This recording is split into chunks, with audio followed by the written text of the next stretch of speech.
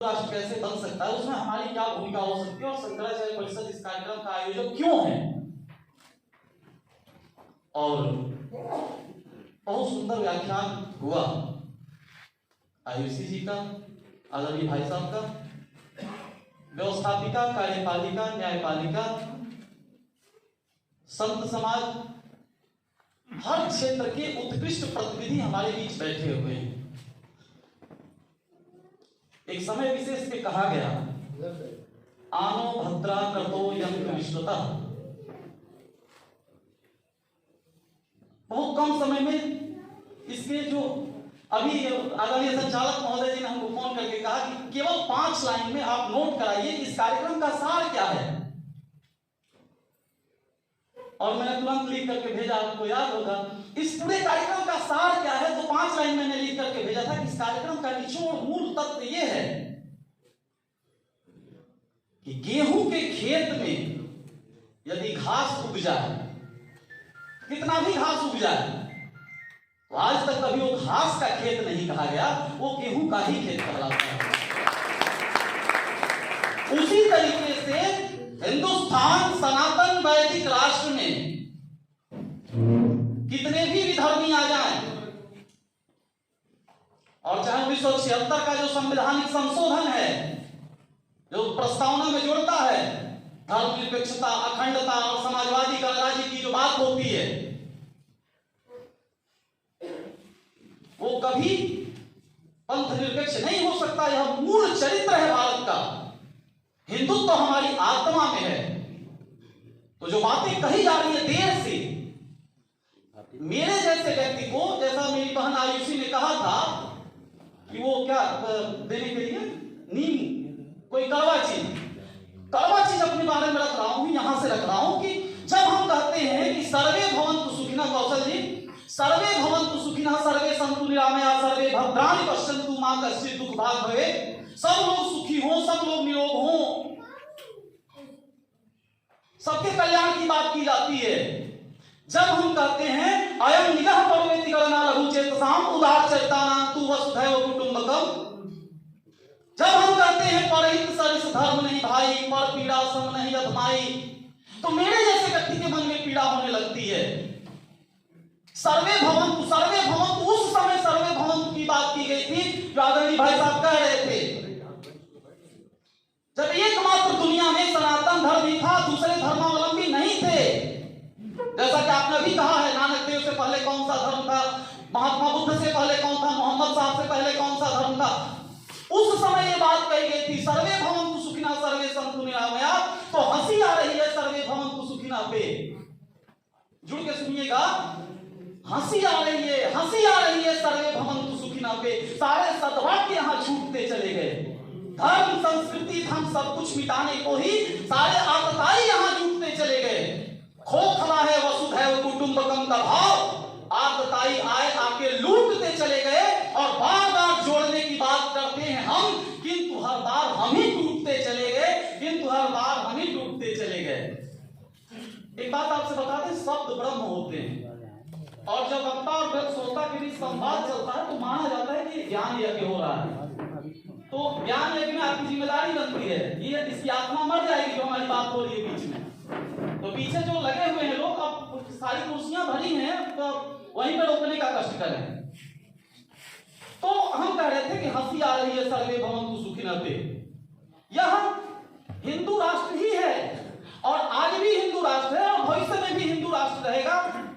उसार में हमने ये कहा था कि एक औपचारिक घोषणा करानी है, और इसके लिए मांग तो लगातार उठती रहती है, लेकिन शंकराचार्य परिषद पूरे नियोजित ढंग से मैदान में उतरा है कि हर स्थिति में हमें भारत वर्ष को, हिंदुस्तान को हिंदू रिपब्लिक ऑफ हिंदुस्तान घोषित कराना है।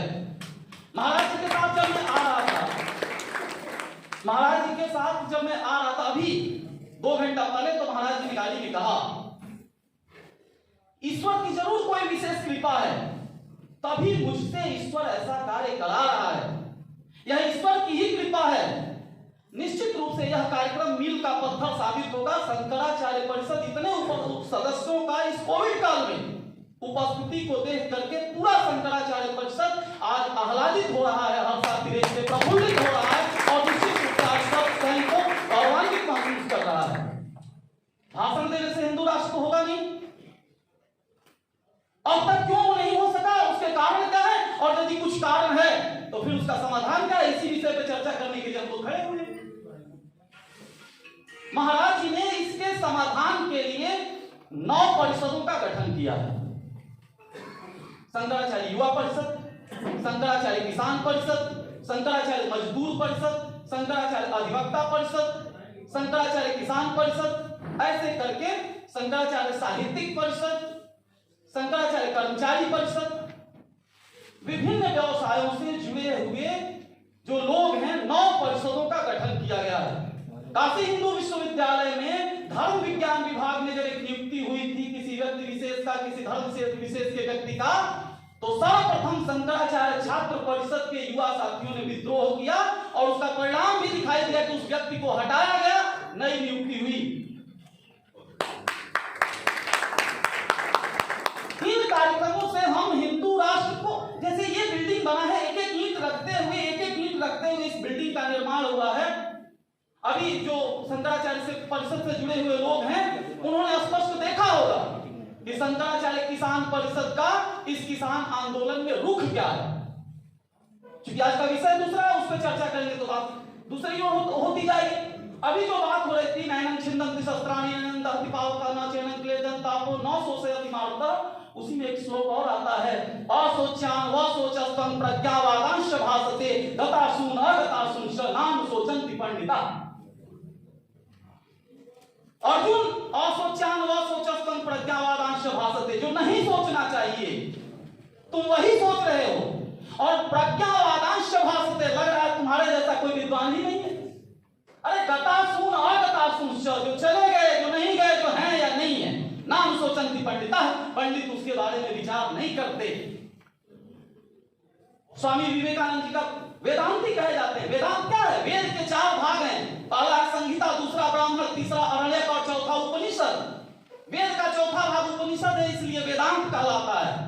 और दुनिया का कोई भी धर्म होगा, धर्म तो महाराज जी हम लोगों को पढ़ा लिखा दिए हैं कि धर्म तो एकमात्र सनातन धर्म है, लेकिन आप जिसको कहते हैं वही, किसी भी पंथ और मजहब का 3 ही भाग होता है, कथा, कर्मकांड और दर्शन। दुनिया का कोई भी धर्म होगा, कुछ कथाएं होंगी, कुछ कर्मकांड के विधि विधान होंगे और उसकी फिलॉसफी होगी। लेकिन सनातन धर्म का जो दर्शन उपनिषदों में है वो सब पे भारी पड़ता है। और विवेकानंद जी जब शिकागो विश्व धर्म सम्मेलन में बोल रहे थे तो उन्होंने कहा था कि दुनिया में विश्व धर्म की जरूरत है। सारे धर्मों की अच्छी चीजों को जोड़ करके एक विश्व धर्म बनाया जाए। और विवेकानंद जी ने कहा कि जब दुनिया के सारे धर्मों की अच्छी वस्तुओं को, अच्छे विचारों को जोड़ करके विश्व धर्म बनेगा तो वह विश्व धर्म निश्चित रूप से सनातन धर्म ही होगा। कितने उत्कृष्ट विचार रहे हैं। तो हिंदू राष्ट्र की स्थापना करने के लिए किसान को आगे आना होगा, मजदूर को आगे आना होगा। काफी संख्या में यहाँ पे वकील लोग हैं, एडवोकेट हैं। देश की आजादी में महाराज जी बड़ी भूमिका रही है। महात्मा गांधी वकील, जवाहरलाल नेहरू वकील, मोतीलाल नेहरू वकील, डॉक्टर राजेंद्र प्रसाद वकील, सरदार वल्लभ भाई पटेल वकील, जितना भी वकील नहीं, सब वकील नहीं थे। तो आपके शिष्य भी मैं देखा हूं बड़े वकील, लेकिन केवल वकीलों से, और इतने बड़े जज साहब भी हमारे सम्मुख विराजमान हैं, तो केवल वकील से ही हिंदू राष्ट्र की स्थापना नहीं होनी है। इस कार्यक्रम के आरंभ होने से लगभग 4 साल पहले से ही महाराज जी की तैयारी चल रही। अधिवक्ता परिषद के माध्यम से वो लोग भी सक्रिय होंगे, छात्र परिषद के माध्यम से छात्र भी आएंगे, अपनी ताकत की नुमाइश करेंगे, युवा परिषद में युवा लोग लगेंगे, किसान भी आएंगे। दुनिया में तो विश्व इतिहास पढ़ते होंगे, कौशल जी जानते होंगे, दुनिया के किसी भी देश में क्रांति हुई है तो सर्वाधिक क्रांतिकारी या तो किसान रहे, मजदूर रहे, नौजवान रहे। तो किसानों को, मजदूरों को, नौजवानों को अलग अलग परिषद बना करके उसके विभिन्न कार्यक्रम को चला करके महाराज जी ने गंगा सेवा मिशन के माध्यम से, ये लग रहा होगा कि ये विभिन्न प्रकार की शाखाओं का क्या काम है, लेकिन सब एक दूसरे से जुड़े हुए हैं। महाराज ने बेंगलोर में महाराज जी का आश्रम, हरिद्वार में महाराज जी का आश्रम, काशी में में आश्रम, अपने यहाँ बलिया जनपद में भी काफी सारे आश्रम है और धीरे धीरे शंकराचार्य परिषद वैश्विक रूप स्थापित करता जा रहा है। आप लोग इसको अनुभव करते होंगे। दुनिया के अन्य देशों में भी बहुत तेजी के साथ, जब से महाराज जी ने इसका नेतृत्व संभाला है, दुनिया के अन्य देशों में भी शंकराचार्य परिषद का विस्तार बहुत ही तेजी के साथ लगातार बढ़ता जा रहा है। हिंदू राष्ट्र की स्थापना में जो सबसे बड़ी बाधा है, जो हम लोग बड़े मंचों से कहते हैं, आतंकवाद से कहीं ज्यादा नुकसान जातिवाद ने किया है। और महाराज जी का एक कार्यक्रम चल रहा है, जाति तोड़ो हिंदू जोड़ो। आप कल्पना करिए,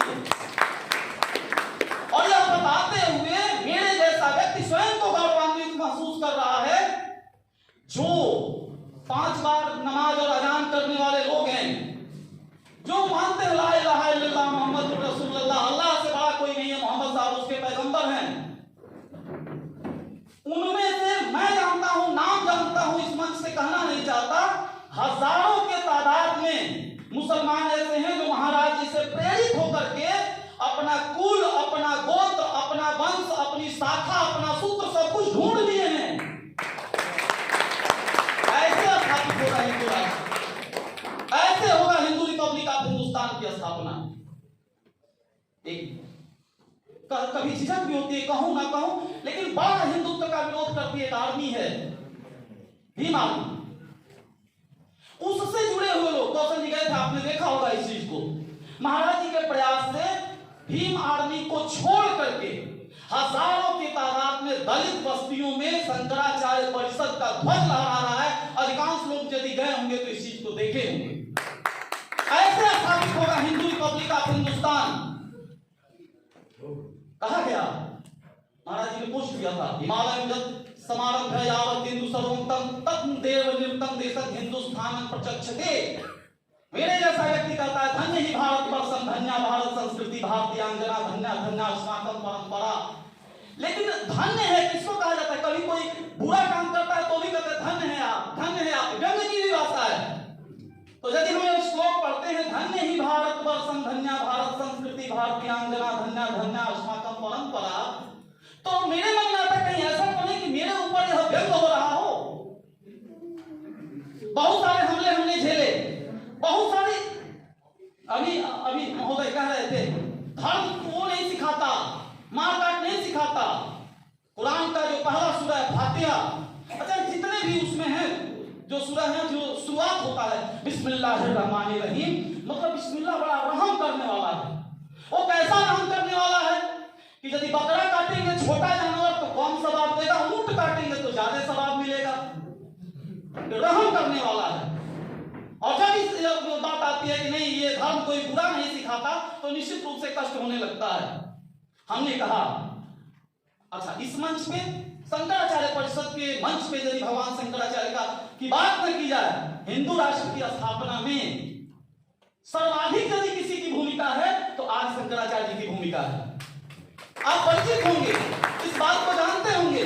जब लग रहा था कि एक धर्म विशेष पूरा हिंदुत्व को समाप्त कर देगा, उतनी कम आयु में वेदों का भाष्य कर देना, प्रस्थान त्रयी कहलाता है, श्रीमद् भगवत गीता, ब्रह्म सूत्र और उपनिषद, उतने कम अवस्था में प्रस्थान त्रयी का भाष्य कर देना, बहुत सारे स्तोत्र लिखना, मूर्त और अमूर्त दोनों के विषय में चिंतन करना, भले ही अद्वैत मत की बात की हो, चारों भारत के चारों कोनों पर 4 पीठों की स्थापना करना, 10 नामी संप्रदाय की स्थापना करना, हिंदू समाज के फौज के रूप में अखाड़ों की स्थापना करना, हिंदू के लिए लड़ने के लिए पूरी फोर्स, पूरी तैयारी के साथ इतनी कम अवस्था में स्थापित करना, निश्चित रूप से आज के कार्यक्रम में यदि हमको किसी से प्रेरणा प्राप्त करनी है पूरे तैयारी के साथ, तो एक प्रेरक व्यक्तित्व के रूप में भगवान आज शंकराचार्य जी का नाम सर्वाधिक उपयुक्त हो सकता है।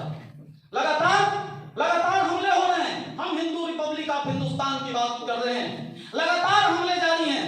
महाराज जी कर रहे हैं, लगातार प्रयास कर रहे हैं, उससे अधिक अनुपात में हमले हो रहे हैं लगातार। केवल भारत में अकेले स्वामी आनंद स्वरूप जी एकमात्र धर्माचार्य हैं जो बल्लभगढ़ में गए, जो निकिता की हत्या हुई थी, एकलौते हैं जो बल्लभगढ़ में गए, वहां पर एक बहुत बहुत बड़ी पंचायत आयोजित किया महाराज जी, लाखों की संख्या में। पूरा हिंदू समाज गौरवान्वित था। और महाराज जी का लाइव हम सुन रहे थे, जैसा कि आप बता रही थी, कुछ जिले ऐसे हिंदू लग रहा है हिंदू विहीन हो गए।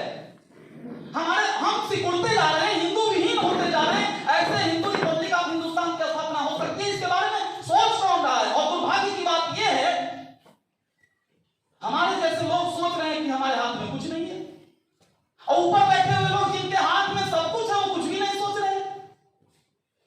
तो जिनके हाथ में सब कुछ है उसको तो सोचना पड़ेगा। बलिया जनपद में एक स्थान है सिकंदरपुर तहसील, वहां पे मुश्किल से 1 महीना पहले एक मुसलमान लड़के ने अंकिता की, जो घास काट रही थी, गरीब परिवार की, निषाद मल्लाह परिवार की लड़की थी, और उसकी सहेलियां भी घास काट रही थी, उसकी मां वहीं पर थी, और पटक करके छाती पे बैठ करके गला रेत दिया 1 महीना पहले। ना तो वहां का विधायक गया होगा बाद में, न कोई विशेष प्रशासन के लोग गए, न कोई धर्माचार्य। एक लौटे उस घटना स्थल पर पहुंच करके तत्काल 1 लाख रुपए की मदद स्वामी आनंद स्वरूप जी महाराज ने किया।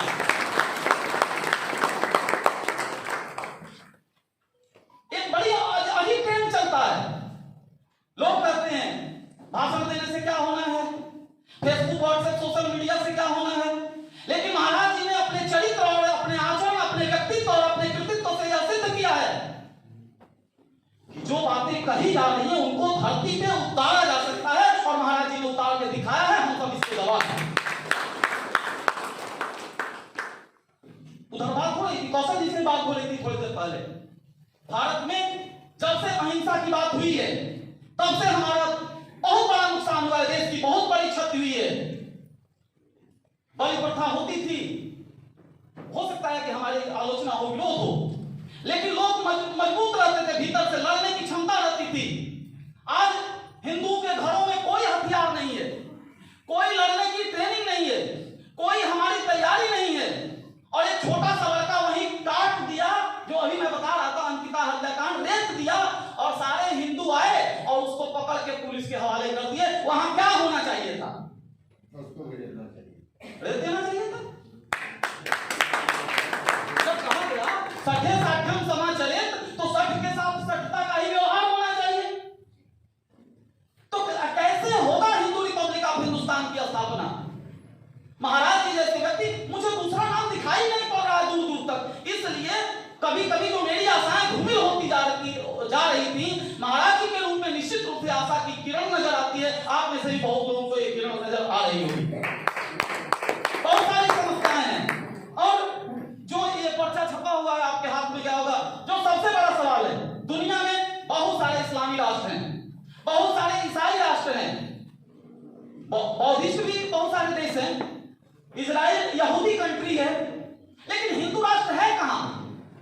मैंने तो बोल दिया, लेकिन औपचारिक रूप में कोई हिंदू राष्ट्र नहीं है। और जैसे आईएसआईएस जैसा कोई खतरनाक संगठन काटना शुरू करे तो हिंदू जाएगा कहां?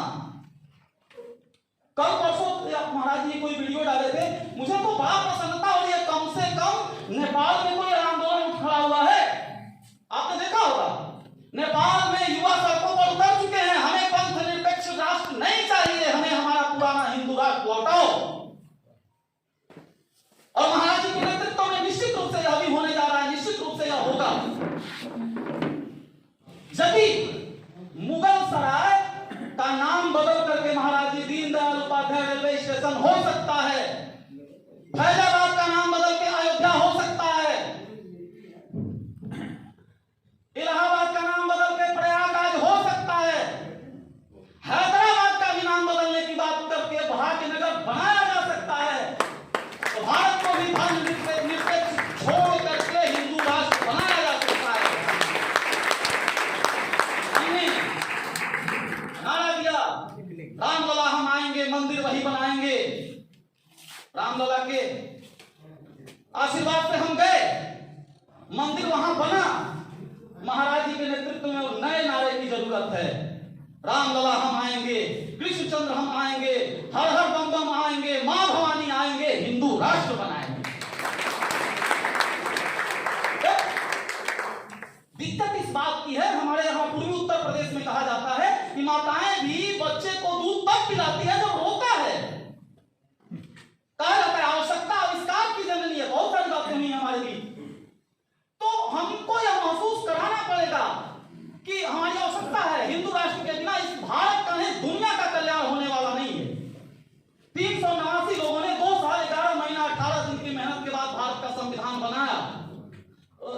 26 नवंबर 1949 को संविधान सभा की अस्थायी बैठक हुई डॉक्टर सच्चिदानंद सिन्हा के नेतृत्व में। 9 दिसंबर 1946 को, फिर 11 दिसंबर 1946 को डॉक्टर राजेंद्र प्रसाद जी अध्यक्ष बने। 13 दिसंबर 1946 को नेहरू जी ने उद्देश्य प्रस्ताव प्रस्तुत किया और उद्देश्य प्रस्ताव में कहीं नामो निशान नहीं था पंथ निरपेक्षता का। तो 9 दिसंबर 1946 को प्रथम बैठक से लेके 1976 के संशोधन तक कहीं पंथ निरपेक्ष गणराज्य की बात नहीं थी। तो मेरा सवाल इस जनमानस से यह है कि 1946 से 1976 के बीच क्या हम पंथ निरपेक्ष नहीं थे, या उस शब्द को डाल देने के बाद ज्यादा हो गए, उबाल आने लगी पंथ निरपेक्षता? सवाल होना चाहिए, उससे पहले हम नहीं थे क्या? और यदि उस शब्द को हमने डाल दिया तो फिर बहुत ज्यादा पंथ निरपेक्ष हो गए क्या? कहीं ऐसा कुछ भी नहीं है, ये बिल्कुल नहीं होना चाहिए था। हम कहते हैं गर्व से कहो हम हिंदू हैं, क्यों ना कहें? हमें हिंदू कहने के पर्याप्त कारण हैं। हमारे हिंदू के नाम पर हिंदुस्तान है, हिंदू के नाम पे हिंदी भाषा, हिंदू कुश पर्वत, हिंद महासागर, हिंदवी गणराज्य और सारी चीजें हैं जो निश्चित रूप से हमको गौरवान्वित करती हैं। इंदिरा जी की गलत नीतियों के कारण पंथ निरपेक्षता शब्द हमारे संविधान में जुड़ा। किसी प्रोफेसर ने हमसे बताया था एक व्याख्यान में कि जो अंग्रेज थे उनकी कलाई, वो वहां का भौगोलिक प्रभाव है कि उनकी कलाई चारों ओर नहीं घूमती, तो हॉकी नहीं खेल पाते थे, तो उस खेल को ही क्लोज करके क्रिकेट खेलना शुरू किया, शॉट लगाने के लिए सीधा। जो खेल नहीं समझ में आता उस खेल को खत्म करके अंग्रेजों ने किया और उनको भी लगा इंदिरा जी को कि चुनाव हार जाएंगे तो अवधि कर दी गई, 6 साल बाद अब चुनाव होगा।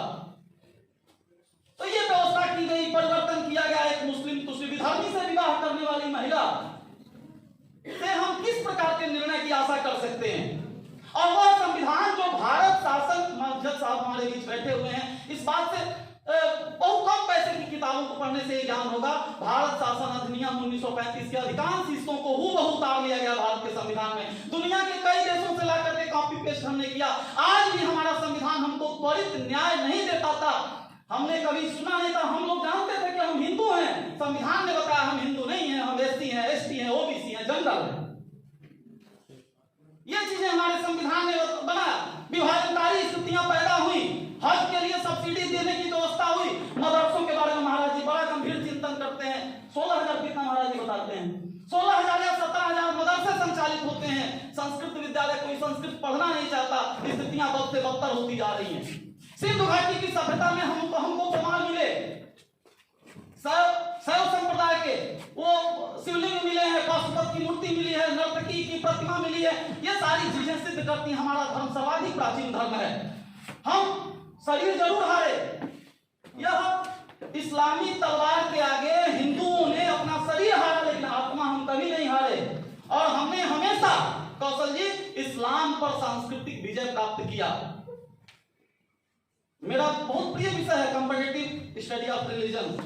हमारा प्रभाव है इस्लाम पर तो उनकी महिलाएं सिंदूर लगाती हैं, हमारा प्रभाव है इस्लाम पर कि वो लोग चूड़ी पहनते हैं, हमारा प्रभाव है इस्लाम पर कि वो लोग कलावा बांधते हैं, हमारा प्रभाव है इस्लाम पर कि वो लोग छत्र और चमर धारण करते हैं, हमारे मोहन भोग से नकल मार के उन लोगों ने पुलाव बनाना सीखा। बहुत सारी चीजें हैं जिसको कहना नहीं चाहता। हमने सांस्कृतिक विजय प्राप्त की है, हमेशा इस्लाम पर प्राप्त की है। और हमने, जब पूरी दुनिया को मालूम नहीं था, शिक्षा व्यवस्था का एक समन्वित रूप हमारे यहाँ तक्षशिला, नालंदा, विक्रमशिला, नादिया, उदंतपुरी, बल्लभी, काशी, कांची, कितने केंद्र थे, विद्या के केंद्र हुआ करते थे। हमने गणित में शून्य और दशमलव की खोज की, हमने आयुर्वेद, बहुत सारी चीजें हैं। योग के रूप में आज पूरा दुनिया हमारा लोहा मानती है। ये चीजें हैं जो हिंदू रिपब्लिक ऑफ हिंदुस्तान के लिए। महाराज जी, अब समाधान पे चर्चा करता हूं, आखिर कैसे होगा हिंदू रिपब्लिक ऑफ हिंदुस्तान की स्थापना? तो एकमात्र वो चीजें सामने आती है कि जन दबाव से ही यह संभव हो सकता है। बिना जन दबाव के हिंदू रिपब्लिक ऑफ हिंदुस्तान की स्थापना संभव नहीं है। और यही महाराज जी की सबसे बड़ी चिंता है कि जन हमारे पास है ही नहीं। जो महाराज जी आपने लिखा था, आपने कहा था कि जब वो लोग 3 करोड़ थे, हम लोग 30 करोड़ थे। महाराज जी का पोस्ट पढ़ते होंगे तो देखा होगा आपने, 3 करोड़ से वो लोग हो गए 30 करोड़, हम 30 करोड़ से हुए 70 करोड़। हमारे ही बुढ़ौती में समय बाद जब 10 गुना बढ़ रहा है तो वो होंगे 30 से 300 करोड़। हम लोगों के आंखों के सामने उनकी संख्या होगी 300 करोड़ और हम होंगे बहुत कम, 100-125 तो नहीं है, उससे थोड़ा आसपास होंगे। तो लड़ना जानते हैं, काटना जानते हैं, मरना जानते हैं, शरीर में बम लगा के उड़ा देना जानते हैं। हम बात कर रहे हैं जन दबाव से हिंदू रिपब्लिक ऑफ हिंदुस्तान की स्थापना होगी। तो वो जन दबाव बनेगा कैसे? हमारे पास जल रहेगा तब तो दबाव बनेगा। तो हमारे परिवार में जब से वो कंसेप्ट आया, हम दो हमारे दो, कौशल जी, हम दो हमारे एक, और आजकल एक नया चल रहा है मतलब समलैंगिक विवाह, अब वो भी खत्म, वो भी फिर बच्चे कैसे पैदा होंगे? वो मैंने पूछा बेटा तुम्हारा क्या नाम है? उसने बताया रियाज। पिता का क्या नाम है? उसने कहा मोहम्मद। तो हमने कहा पिताजी कितने भाई बहन हो? तो बोला 17। मैंने पूछा पिताजी क्या करते हैं? उसने बोला यही करते हैं और क्या करते हैं। तो महाराज जी सर्वाधिक आवश्यकता इस बात की है, जनसंख्या कितना बहुत बुरा लगता है। कुछ दिन में हम जानेंगे नहीं कि चाचा मतलब होता क्या है। संयुक्त परिवार की जो हमारी परंपरा रहती, बच्चे को कितना प्यार से लालन पालन लोग हाथ में लिए रहते थे। संयुक्त परिवार बिखर गए, चाचा नहीं जानेगा आदमी, देवरानी जेठानी कहां गई, सब विलुप्त हो जाएंगे। और फिर जो हिंदू रिपब्लिक ऑफ हिंदुस्तान की स्थापना कैसे हो सकती है? तो ये बहुत ही बड़ा चिंतन का विषय है। और ये बाधा मतलब वहां बोला गया था ना, ऐसा बैठ जाइए। तो मैं कह रहा था कि व्यवस्थापिका पर भी नियंत्रण स्थापित हो, जो महाराज जी से बात हो रही थी। अपने लोग व्यवस्थापिका में जाएं, कार्यपालिका में जाएं, न्यायपालिका में जाएं, अपने लोग विभिन्न पदों पर विराजमान हो, ताकि चारों ओर से दबाव बनाया जाए, जिससे भारत में पुनः हिंदू रिपब्लिक ऑफ हिंदुस्तान की स्थापना हो सके। और दुनिया में कई देशों के संविधान, जैसे संविधान के कई प्रकार होते हैं, एकात्मक संविधान, संघात्मक संविधान, एकल संविधान, बहुल संविधान, संसदात्मक शासन, अध्यक्षात्मक शासन। तो जो हमारा संविधान लिया गया है अधिकांश रूप से इंग्लैंड से, तो वहां अलिखित संविधान है, पढ़े होंगे आप सब। अलिखित संविधान मतलब थॉमस अल्वा एडिसन ने बिजली के बल्ब का आविष्कार किया, बिजली के बल्ब का आविष्कार किया, लेकिन इंग्लैंड की व्यवस्था अभी समयों से संचालित होती है, परंपराओं से। बड़े एडवोकेट बैठे हुए हैं, परंपराओं से संचालित होती है महाराज जी। तो आज भी उस जमाने में जब बिजली की खोज नहीं हुई थी, तो जब सदन का प्रारंभ होता था, एक कर्मचारी लालटेन लेके सीट को चेक करता था। और बिजली के बल्ब की खोज सबसे पहले वहीं हुई, इतना ज्यादा वो देश विकसित हो गया। आज भी जब सदन का प्रारंभ होता है तो एक कर्मचारी लालटेन लेके घूमता है। पूरी दुनिया में लोकतंत्र की बात करने वाले देश में आज भी राजा है, इंग्लैंड में आज भी राजा है। तो देश चल सकता है, अलिखित व्यवस्था से चल सकता है। हालांकि असत्य है कि दुनिया का कोई संविधान न तो पूर्णतः लिखित हो सकता है, न पूर्णतः अलिखित हो सकता है, फिर भी देश को चलाया जा सकता है परंपराओं से, अभिसमय से। तो जो हमारा मूल ये बात है कि शंकराचार्य परिषद को मजबूत करना होगा, इसके आनुषंगिक संगठनों को मजबूत करना होगा और अधिक से अधिक युवाओं को जोड़ना होगा, क्योंकि कहा जाता है तूफानों से जो टकराता है उसे चट्टान कहते हैं, और जो चट्टानों से टकराता है उसे नौजवान कहते हैं। ये क्षमता होगी नौजवानों के पास। मेरा समय लगभग पूरा है, मेरा मन है कि कम से कम 1 घंटा मैं अपनी बात रखूं, फिर भी मैं यही अपनी बात कहना चाहता हूं कि अपने आप को पहचानिए। 5 मिनट में बात खत्म कर देता हूं। मुझे बड़ी बाधा होती है जब बीच में आना जाना शुरू होता है। बार बार कह रहा हूं, शब्द ब्रह्म होते हैं, शब्द ब्रह्म होते हैं। और जो शब्दों की बात होती है तो माना जाता है कि यह ज्ञान यज्ञ हो रहा है, ज्ञान यज्ञ हो रहा है। और कौशल जी, जब ज्ञान यज्ञ होता था प्राचीन काल में भी, जब यज्ञ होते थे, और आपको तो देख के लग रहा है कि साक्षात श्री पंडित श्री राम शर्मा ही विराजमान है। वाणी मैंने बड़े कार्यक्रम देखे, लेकिन इस अवस्था में वाणी में इतना ओज मैंने आज तक देखा नहीं था, निश्चित रूप से। तो मैं कह रहा था कि यह जो देश है, भारत के नाम पर भारतवर्ष की स्थापना हुई। भरत शकुंतला के पुत्र, नौजवानों को उससे प्रेरणा लेनी है। नौजवानों को इन हीरो हीरोइन से प्रेरणा लेंगे, नेताओं से, आजकल के नेताओं से प्रेरणा लेंगे, तो ये हिंदू रिपब्लिक ऑफ हिंदुस्तान की स्थापना होने वाला नहीं है। हमारे प्रेरक नेताजी सुभाष चंद्र बोस हो सकते हैं, महाराज जी ने अपने लेटर में लिखा है हिंदुस्तान जब रिपब्लिक बनेगा, हिंदू राष्ट्र की स्थापना होगी, तो भारत के विभिन्न मुद्राओं पर नेताजी सुभाष चंद्र बोस का भी फोटो होगा, भगत सिंह का भी फोटो होगा, चंद्रशेखर आजाद का भी फोटो होगा, आजादी के लिए, धर्म के लिए प्राण न्यौछावर करने वाले सारे महापुरुषों का फोटो होगा। हिंदू रिपब्लिक ऑफ हिंदुस्तान का पूरा कंसेप्ट मैं भाषण बिल्कुल बंद करूंगा, क्योंकि वो सारी चीजें आपके हाथ में पहुंच जाएंगी थोड़ी देर में। तो यह भारत का देश है, और उतने कम उम्र का बालक शेर को पटक करके दांत गिन रहा था, उससे प्रेरणा लेने की जरूरत है। वो सोनाक्षी सिन्हा की तरह नहीं कि कौन बनेगा करोड़पति में पूछ रहे हैं अमिताभ बच्चन हनुमान जी क्या लाने गए थे, नहीं बता पाई, मालूम होगा आपको हनुमान जी क्या लाने गए। सोनाक्षी सिन्हा, पिता का नाम शत्रुघ्न सिन्हा, राम के भाई का नाम है, पिता का नाम शत्रुघ्न सिन्हा, भाई दो हैं, दोनों के एक का नाम है लव, एक का नाम है कुश, तो भाई लव और कुश, पिता शत्रुघ्न और घर का नाम है रामायण। और करोड़ों लोग देख रहे हैं टेलीविजन पर, नहीं बता पाई हनुमान जी क्या लाने गए थे। ऐसे नौजवानों को हिंदू रिपब्लिक ऑफ हिंदुस्तान में कोई जरूरत नहीं है। तो जरूरत किसकी है? जहां भरत गिनता है सिंह सावक के दंतावलियां, जहां भरत गिनता है सिंह सावक के दंतावलियां, सावित्री फाड़ा करती है जहां यम की पत्रावलियां, अभिमन्यु का देश जानता दुश्मन के हर चालों को, युद्ध कला सिखला दी जाती पेट में पलने वालों को। ये हिंदुस्तान की अभिमन्यु का देश है, ये भारत का देश है। जीते जी यहाँ पे इतिहास गढ़ते हैं और मरकर अमर कहानी बन जाते हैं। इस भूमि को दधीची देवों की सुरक्षा हेतु हड्डियों को देके महादानी बन जाते हैं। भारत की भूमि ही विलक्षण है, जिसे चाट कान्हा खुद ईश्वर के मानी बन जाते हैं, और उद्धव से ज्ञानी यहाँ मूर्ख बन जाते और कालिदास जैसे मूर्ख ज्ञानी बन जाते हैं। ये हमारी परंपरा है। इस ढंग के व्यक्तित्व से ऐसे हमारे हिंदू रिपब्लिक ऑफ हिंदुस्तान की स्थापना हो सकती है। जब हम ऐसे उच्च आदर्शों को आत्मसात करेंगे, भारतीय नारी जब त्रिशला बनी है, तब दुनिया को महावीर नाम मिल पाता है। जीजा माता शौर्य संस्कार के जगाती है, तो शिवाजी को राष्ट्रीय स्वाभिमान मिल पाता है। कैकई कौशल्या तपती हैं तपस्या में, तो दुनिया को पूजने को राम मिल पाता है। और कैकई यशोदा जो दुलारती हैं कान्हा को, तो दुनिया को प्यारा ब्रज धाम मिल पाता है, दुनिया को प्यारा ब्रज धाम मिल पाता है। ये भारतीय नारी की भूमिका है। तो नारी को, युवा को, वृद्ध को, बुजुर्ग को, युवाओं के ऊर्जा और बुजुर्गों के अनुभव को मिला करके जब हम साथ चलेंगे, तो आने वाले भविष्य में निश्चित रूप से हिंदू रिपब्लिक ऑफ हिंदुस्तान की स्थापना होगी। और इसके लिए जो सर्वाधिक हमारा प्रिय श्लोक है गीता का, उसको आपके बीच रखता हूं। जब अर्जुन से हथियार नहीं उठ रहा है, गांडीवं संस्ते हस्ताक्षेव परिदहते न च शक्नोम व्यवस्थातुं भ्रमति च मे मनः। गांडीव से शरीर कांप रहा है, रोम रोम कांप रहा है, पसीने छूट रहे हैं, तो कृष्ण कहते हैं क्लैप्यं नास्मग पार्थ तत्युपद्यते क्षुद्र हृदय दौर्बल्यं तक्तो तिष्ठ परंतप। हिजड़ापन को त्यागो, नपुंसकता को त्यागो। 1 अरब हिजड़ों के बदले एक झांसी की रानी दे दे, 1 अरब आयु दे दे, 1 अरब हिजड़ों के बदले एक झांसी की रानी दे दे। वीर शिवा राणा प्रताप सा राजा हिंदुस्तानी दे दे।